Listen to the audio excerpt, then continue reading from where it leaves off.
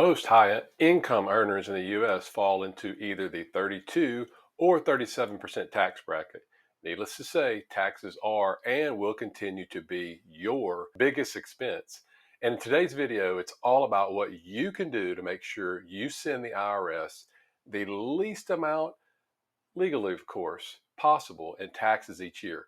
Hi, I'm Dr. Jeff Anzalone, a Louisiana periodontist that started this channel for you, the high income earner, to help you reach financial independence in 7 years or less using passive income from real estate. Now, after becoming a practice owner and purchasing an office and this new equipment, I remember my CPA mentioning something about saving taxes with something called a depreciation schedule. Now, at first, when I first heard about this, it seemed like an ugly word because it really sounds like the opposite of appreciation, depreciation. Get it? But then when he went into this long winded spiel and explanation about we're going to get a cost segregation study to come in and look at your assets' useful life and your equipment, this and that, you know what? I didn't have a clue what he was talking about. But, me playing the cool, smart doctor role, I couldn't let him know my ignorance on the subject. So I just, nodded my head. I played it off cool, like, hopefully what he was telling me was true. And one of the many mistakes that I've made is really not understanding exactly how the tax law works, especially the way a tax deduction is used to decrease our earned income. And once I started realizing this and started spending time on this, I saw how important it was. So I want you to hear me out on this. If you don't learn the basics, especially how depreciation works, then I want to tell you right now, go ahead and get ready to pay the IRS a huge chunk of your income the rest of your career. But hey, who wants to do that, right? I don't, and you shouldn't either. That's why you're here, obviously, with me. And hopefully by the time you finish this video, you'll understand what exactly depreciation is, the different types of depreciation, and how it's applied to real estate deals. Now, before we get started, I'm not an accountant, not a CPA, anything like that. So if you have specific questions about your taxes, make sure you consult one before you discuss or apply any of these principles or techniques that we're going to be discussing with the whiteboard behind me today. All right, let's get going. All right, Jeff, what is depreciation? Depreciation is really one of the most powerful wealth building tools the IRS gives us, the taxpayer. It's actually a tax break that's going to be available to you, the business owner, who purchases or buys property, not just real estate, but I've got dental equipment here. You may have some equipment in your office, and it's this tax break which allows you to write off the value of that asset over time. Now, as most things that we buy lose their value with the passage of time, think computer, cell phone, the vehicle that you drive to work, the IRS actually allows us to take a tax deduction for that declining value caused by the wear and tear. What's really great about real estate is that even though it typically appreciates or goes up in value over time, the IRS actually still allows us to claim a depreciation. All right, so let's talk a little bit about some of the different types of depreciation. The first one we're going to talk about is something called straight line depreciation. And this is one example that the IRS will allow owners of resident occupied real estate to depreciate their property over a 27.5 year time period, which actually comes out to being around 3.6% of improvement value each year. Now, example of this would be a $3.5 million property that you've purchased. All right. And let's say it's an apartment complex. And let's assume that the net operating income for this is $200,000 a year. Now, in this particular situation, the land is valued at $750,000, which you may or may not know, but the land is not depreciable. So we have to subtract that or factor that out. So in this situation, we subtract the 750 from the original $3.5 million purchase price, and that equals 2.75 million. Now, if you take the straight line depreciation, you take the 2.75 million, you divide it by that 27.5 years we talked about, that gives us $100,000 that we can claim each year over the 27.5 years for if we use the straight line depreciation. Okay.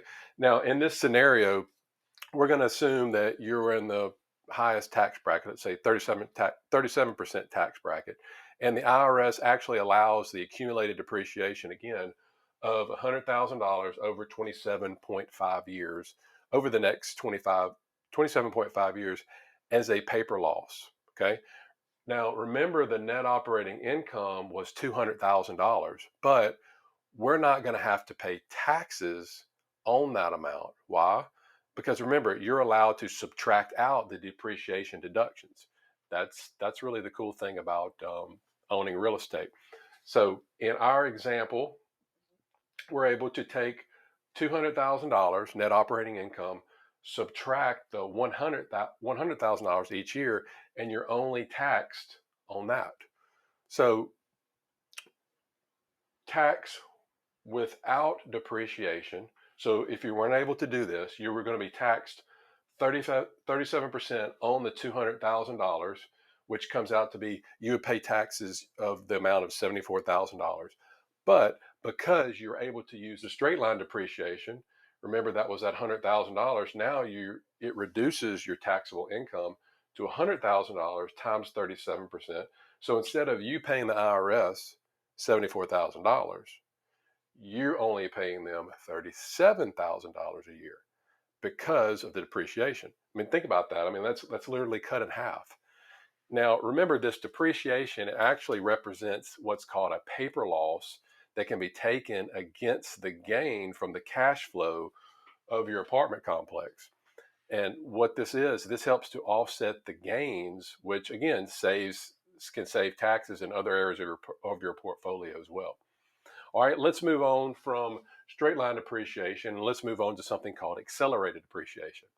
Because who wants to wait 27 and a half years with this method when you're able to get a benefit that the IRS allows you to front load or accelerate the depreciation? This accelerated depreciation can be done with something called a cost segregation study. And what it does, it allows you to depreciate your property over a shorter time period, anywhere from 5, 7 to 15 years. And this method actually creates huge paper losses in really the early years that you own the property. And so instead of taking the property, let's say you got an apartment, and dividing it into two components, the building and the land, the cost segregation, or it segregates out the cost, will allow you to segregate it into these four categories: land, building, personal property, and land improvements. Now, in the personal property, those are things such as carpet, cabinet, drapes, that sort of thing. And it they'll actually allow you to depreciate this either over a 5 or 7 year period. And any land improvements, so lands are like parking lot, curbs, sidewalk, swimming pool, anything that you do landscaping to improve the land, it actually will let you accelerate it instead of that 27 and a half years to over 15 years. All right. So that's the purpose of that. So let's continue with our example that we started over here with our $3.5 million property. So we have the $3.5 million property. And remember, we have to subtract out the land because the land, you're not able to depreciate it. And we get 2.75 million that we can work with. All right, so remember, we're breaking this up into now, instead of land and building, now personal property and land improvement.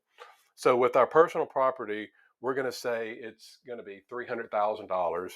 And with our land improvement, we're going to say, remember that was, we're going to say we're going to 5 years, we're able to depreciate it over a 5 year period.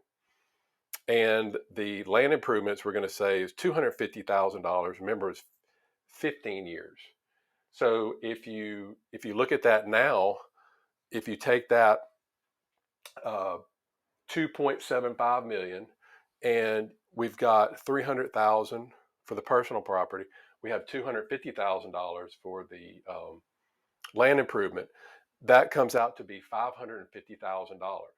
Okay, so now what happens is if we take that and we subtract both of those from the 2.75 million, now our building is considered to be worth 2.2 million dollars now.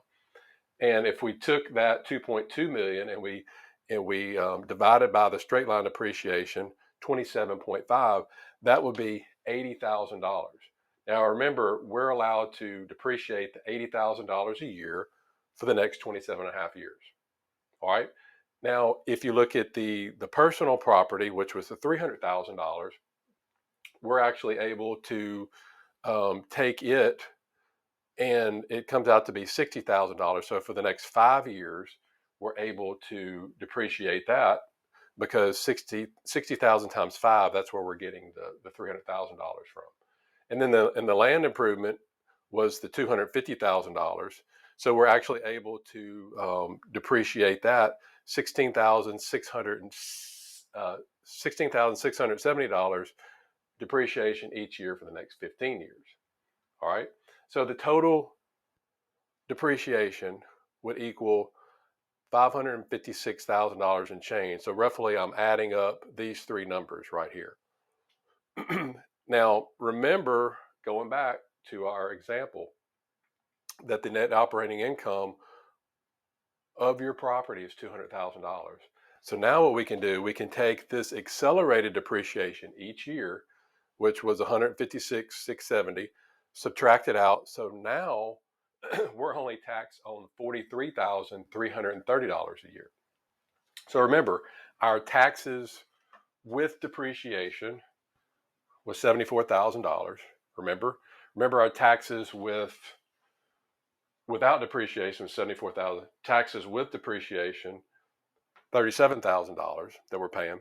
Now our taxes with accelerated depreciation, they're going to be $16,032, because what we're going to do is we're going to take that number, we're going to take the $43,300, we're going to multiply by 37%, and that gives us the 16,000 bucks. That's lowered this even more. So now I hope you're really starting to see how great adding real estate, even passive real estate, to your portfolio can be to grow your wealth, especially if you are like me and you invest in syndications, because most of the properties are only held for 5 to 7 years. And look at what you're able to do. You're able to really accelerate the depreciation on these buildings the first 5 or 7 years. Maybe that's why these groups hold them for 5 or 7 years. Maybe not. All right. So just when you thought that this couldn't get any better, we have the straight line depreciation, we have the accelerated depreciation. Now we have something called bonus depreciation. And it's actually a form of accelerated depreciation that allows you to take the benefit of the asset cost, that's right, in year one.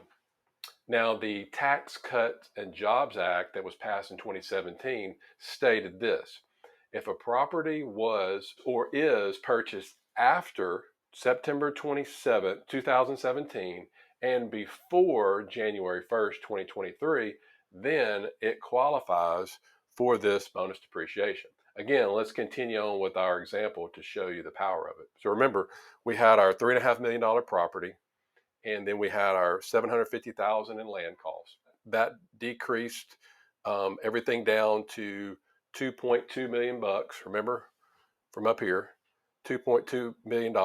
We divide that out, we get $80,000 that we're able to depreciate for the building.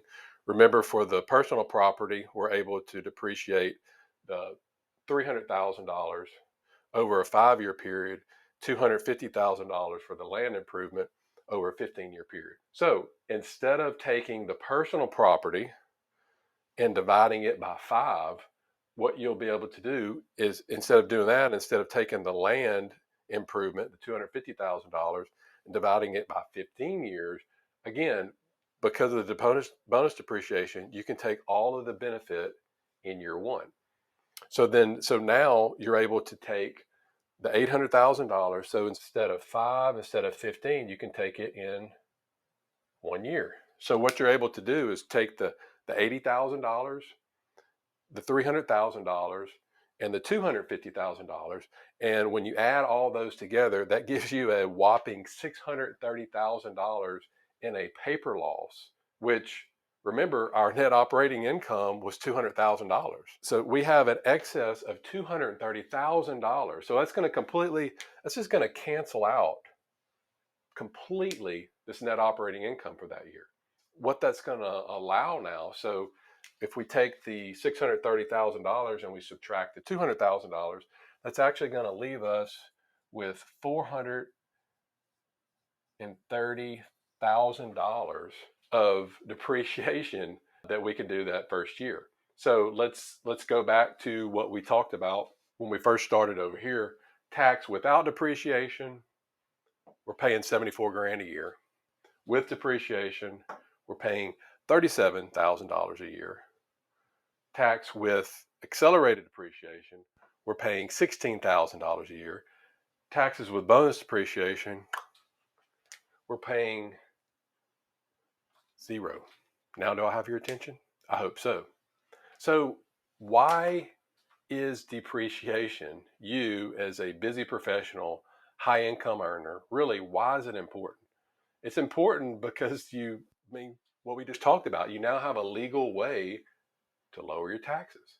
And according to the IRS, there are millions and millions of Americans that really receive a significant amount of passive income, which is then reported on something called a K-1 tax form. And these individuals would be able to take a massive windfall of depreciation utilizing the bonus depreciation. All right, so let's say that Dr. E is a real estate investor and he reports $100,000 of K-1 passive activity gain from let's say an unrelated business. And then he has $70,000 of first year bonus depreciation on a rental property. So instead of paying tax on the $100,000, he can actually subtract that $70,000 of depreciation. And now he's only taxed on $30,000 worth of income in that year. So hopefully what we've discussed today on this video has piqued your interest about how powerful adding real estate into your portfolio is with regards to tax benefits. Now, I didn't even touch on or get into all the different other benefits, such as multiple streams of passive income that you can obtain while investing in real estate. And that's just another huge reason to invest. Now, as a side note, if you don't have a CPA that's familiar with real estate investing, I would strongly encourage you to consider consulting one really before you get started. Or if you're already doing it now and you're not really sure, consult with one and then be able to look at both the differences. I have an accountant that deals with my dental practice, and I also have another accountant that looks at and deals with the real estate. Those two work together to help me. So if that sounds something like you are interested in that, I would strongly encourage you to do that. Speaking of CPA and taxes, what I like for you to do is check out over here this next video where we're going to get into the top ways that you can go through your entire career with paying the least amount of taxes legally. I hope I'll see you over here. Take care.